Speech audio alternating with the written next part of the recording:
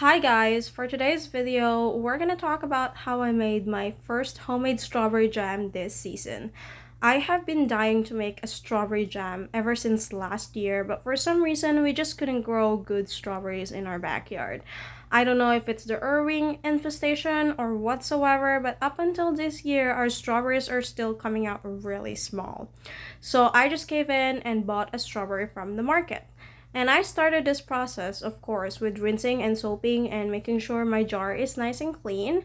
And of course, washing and making sure the strawberries are washed and clean as well. So if there's extra chemical out of the strawberry, it could be washed away.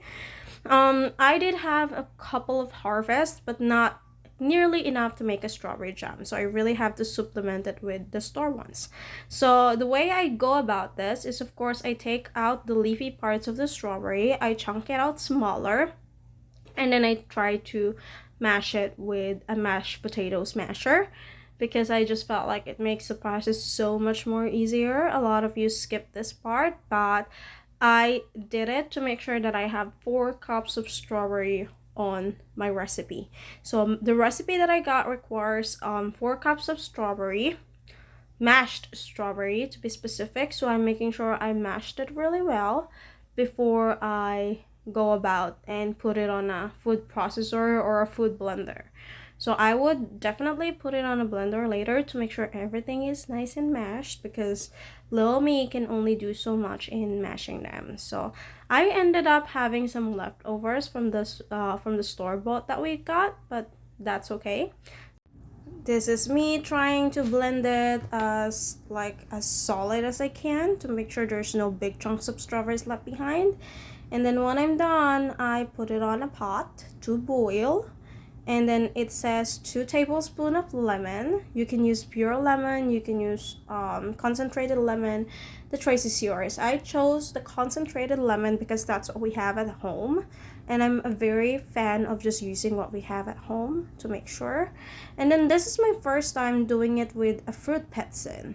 Okay, fruit peztin is supposed to help you or to help your jam be very jelly. So this is my first time trying it out and using it actually. So I'm very excited to see how it goes. And then the recipe calls for 4 cups of sugar. So it turns out for every cup of strawberry, you also need 1 cup of sugar.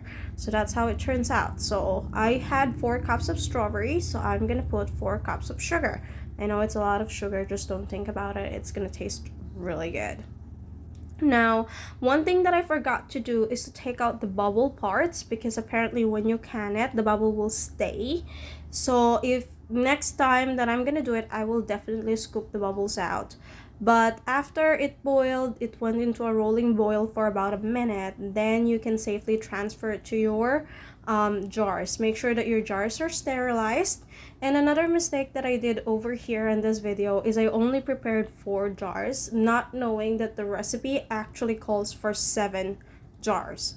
So I was able to fill 7 small pint jars with strawberry jam. So this is me making sure the lids are nice and clean so that my canning lids would stay and actually seal. So again, make sure when you do this, you gotta make sure that your lids are both clean and the top of your jar is clean as well. You can leave like 1/2 inch headspace, but I chose to leave at least 1 inch headspace just to be safe. So, and then you put the rings on finger tight, then put it on your canning water bath can and let it process for about 10 to 15 minutes to make sure that it's nice and sealed. So this is me adding more water because I realized I don't have enough water, and then after that I just let it be and let it process for about 10 to 15 minutes.